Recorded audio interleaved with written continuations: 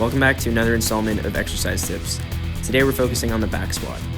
Our first area of focus will be the setup of the movement, which will divide into two main components. One of the most important elements of a strong back squat is a tense and active upper back. Here you can see in my setup, my shoulder blades are squeezed together as I'm actively securing the bar to my body. A lot of the time, we'll see participants unrack the bar with a very relaxed upper back while the wrists and elbows are bent and inactive.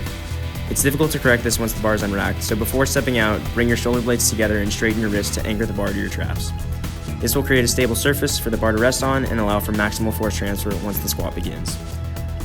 Once this rigid rack position is achieved, the next step is to engage the abs and the glutes to further establish a rigid trunk. This sets up your ending and starting position for every squat. If you forget to engage the musculature of your hips and midsection, the result will be a very arched lower back that isn't very safe or very strong. Before you begin every squat, pull your ribcage down and push your hips forward to make sure you're in the best position possible.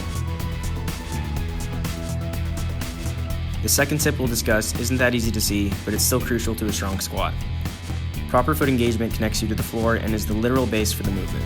When setting your feet up, you want to have 3 points of pressure throughout your foot: the medial aspect of the ball of the foot, the lateral aspect, and the heel.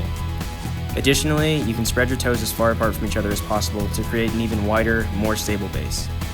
When these 3 pressure points are maintained, the foot will not be able to collapse inward or outward or shift too far onto the toes or heels. The tripod foot will translate upstream and keep the knees tracking correctly while also providing strength and power. The last tip for today is to maintain your upright posture as you stand. This will allow you to get all you can out of the quads while keeping your back in a safer position.